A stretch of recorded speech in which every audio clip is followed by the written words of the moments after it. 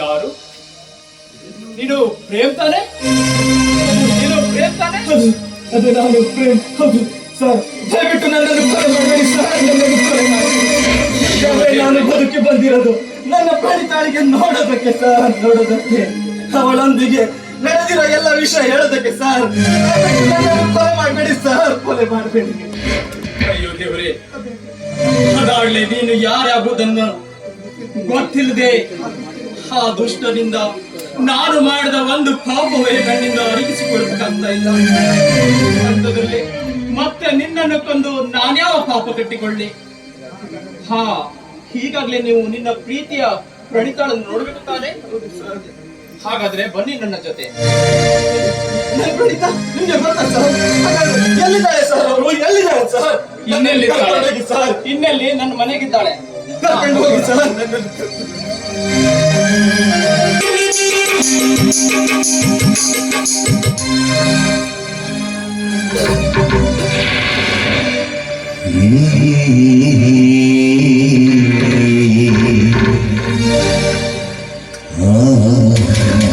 ಪವಿತ್ರ, ಪವಿತ್ರ, ಪವಿತ್ರ. ಯಾಕಕ್ಕ, ಏನಾದ್ರೂ ಬೇಕಿತ್ತ? ಬೇಕಿತ್ತು ಕಣೆ, ಬೇಕಿತ್ತು. ಆದ್ರೆ ಬೇಕಾಗಿರೋದನ್ನ ದೇವರು ನನಗೆ ಕೊಡಲಿಲ್ಲ. ಎಲ್ಲರೂ ಕೂಡ ದೇವರು ನನ್ನಿಂದ ಕಿತ್ಕೊಂಡ್ಬಿಟ್ಟ ಪವಿತ್ರ.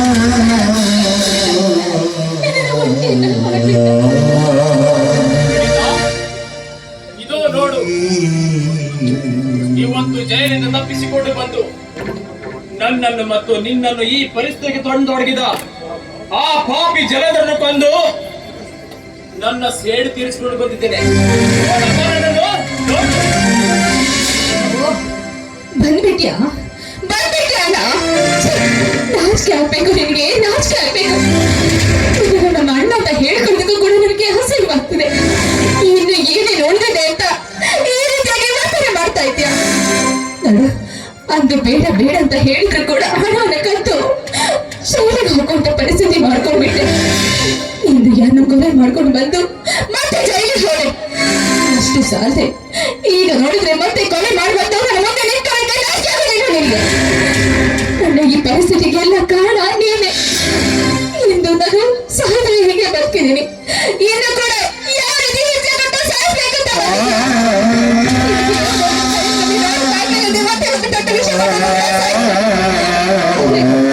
ನನಗೆ ಈ ರೀತಿ ಹಿಂಸೆ ಕೊಟ್ಟು ನನಗೆ ನೋವು ಮಾಡಬೇಡ.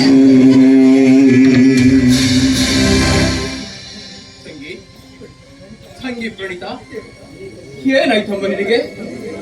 ಏನಾಯ್ತಮ್ಮ? ಹೇಳು ತಾಯಿ. ಏನಾಗಿದೆ ಹೇಳಿ ಅಕ್ಕ.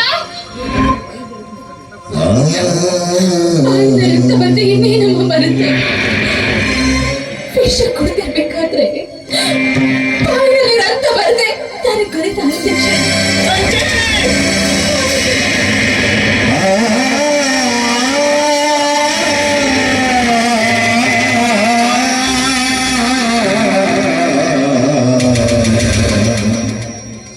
ಅಯ್ಯೋ ತಂಗಿ, ಯಾಕೆ ಬಂದಿದ್ದಮ್ಮ?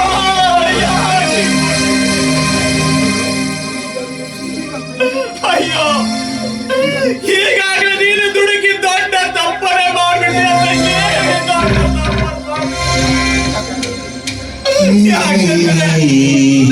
ಇವತ್ತು ನೀನು ಹಾಗೆ ನಿನ್ನ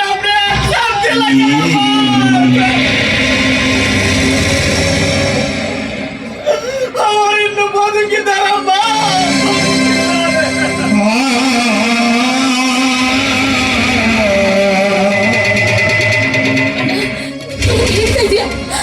ನನ್ನ ಪ್ರೇಮ್ ಬದುಕಿದಾರ? ಆದ್ರೆ ಅವತ್ತೇನ್ ಸಾಯಿಸಿರೋದು ನನ್ನ ಪ್ರೇಮ್ ಅಲ್ವಾ? ನನ್ನ ಪ್ರೇಮ್ ಸತ್ತಿಲ್ವಾ? ಏನು ಆಗಿಲ್ವಾ? ಹೌದಪ್ಪ, ನಾನು ಚಾಕು ಇರಿದದ್ದು ನಿಜ. ಅವರಿನ್ನು ಸತ್ತಿಲ್ಲ ತಾಯಿ, ಅವರು ಬದುಕಿದ್ದಾರಮ್ಮ, ಬದುಕಿದ್ದಾರೆ.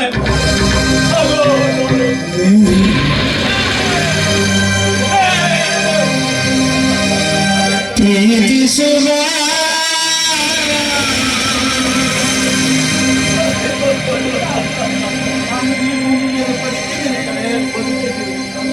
ಅವತ್ತು ನಿಮ್ಮಣ್ಣದು ಇದ್ದದ್ರದ್ದು ಏನು ತಪ್ಪಿಲ್ಲ ಕಡೆ, ಏನು ತಪ್ಪಿಲ್ಲ. ಅದಕ್ಕೆಲ್ಲ ಕಾರಣ ಆ ಜಲಂಧರ್ ಕಡೆ.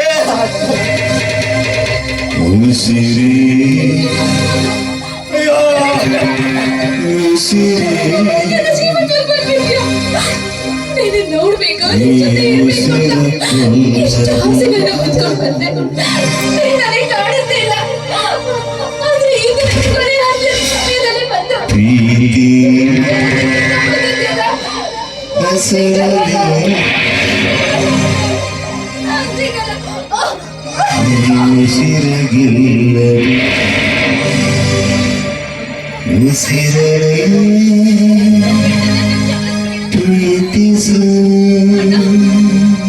मेरी कोनेदाಗಿ तेरे पैदे तो ಬೇಜಾರ್ ಮಾಡ್ತಿದ್ಯಾ ಅಣ್ಣ? तेरे ಬೇಜಾರ್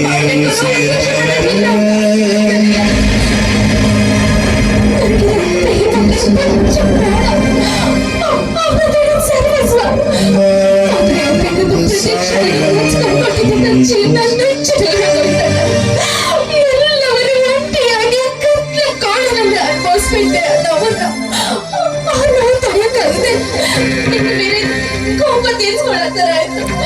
ದಯವಿಟ್ಟು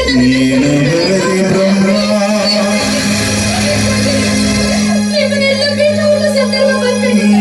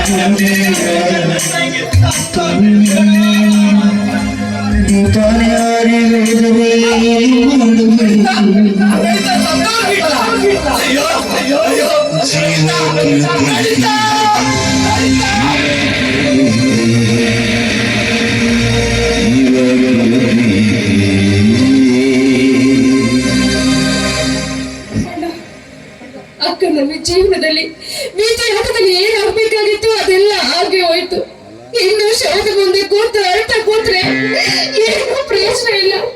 ಅದಕ್ಕೆ ಅಕ್ಕ ಆಸೆ ಪಟ್ಟಂತೆ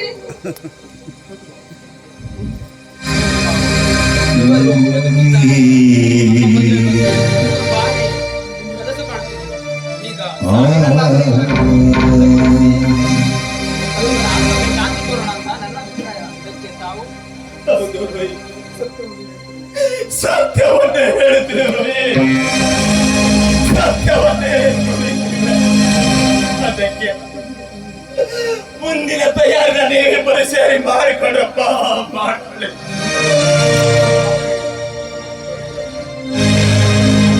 ಅಣ್ಣ, ನೀನೆ ನಿನ್ನ ಕೈಯಾರೆ ಅಕ್ಕ ಆಸೆ ಪಟ್ಟಂತೆ ತವರು ಮನೆ ಹುಡುಗರೆಯನ್ನ ಗಟ್ಟಿ ಮನಸ್ಸು ಮಾಡಿ ಕೊಟ್ಬಿಡೋಣ, ಕೊಟ್ಬಿಡು.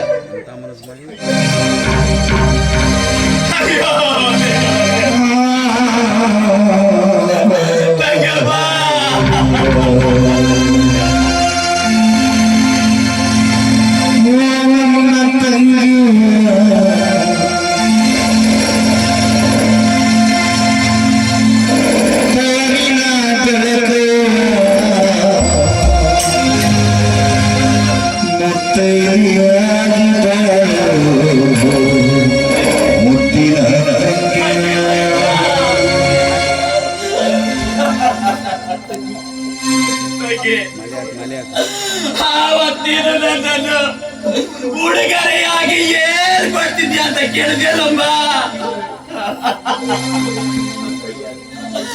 ಆದ್ರೆ ಇವತ್ತು ನನ್ನ ಕೈಯಾರೆ ನಿನಗೆ ಕೊಡುತ್ತಿರುವುದು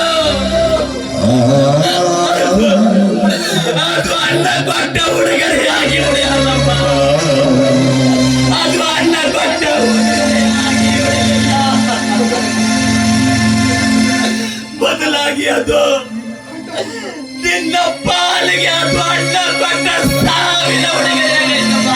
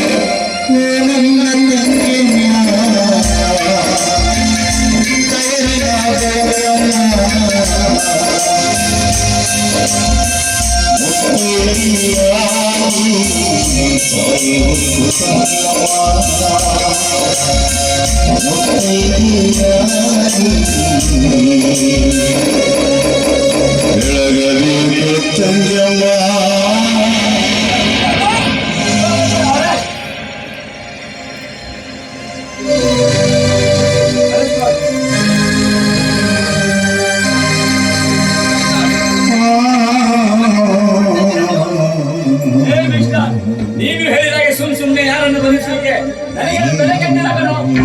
ಈಗ ಜನಗಳನ್ನು ಕೊಲೆ ಮಾಡಿದ್ದಕ್ಕೆ ಅವನು ಕೊಲೆ ಮಾಡಿದ್ದಕ್ಕೆ ಇನ್ನು ಏನಾದರೂ ಬೇಕಾ? ಏನಿದು ಈಗ ಈ ಸಾಹೇಬ್ರು ಹೇಳ್ತಿರೋ ಮಾತು? ಸತ್ಯ ಕಣೋ, ಖಂಡಿತ ಸತ್ಯ. ಆದ್ರೆ ಇವಾಗ ನಾನು ಈ ಪರಿ ಜೈಲಿಗೆ ಹೋಗುತ್ತಿರುವುದು ನನಗೆ ಸ್ವಲ್ಪನೂ ಬೇಜಾರಾಗಿಲ್ಲ ಕಣೋ, ಸ್ವಲ್ಪನೂ ಬೇಜಾರಾಗಿಲ್ಲ. ಯಾಕಂದ್ರೆ ನಾನು ಈಗಾಗಲೇ ಜೈಲಿಂದ ಬಿಡುಗಡೆಯಾಗಿ ಬಂದು ನನಗೆ ಏನ್ ಮಾಡ್ಬೇಕೋ ಅದನ್ನೆಲ್ಲ ಮುಗಿಸಿ ಬಂದಿದ್ದೆ ಕಣೋ.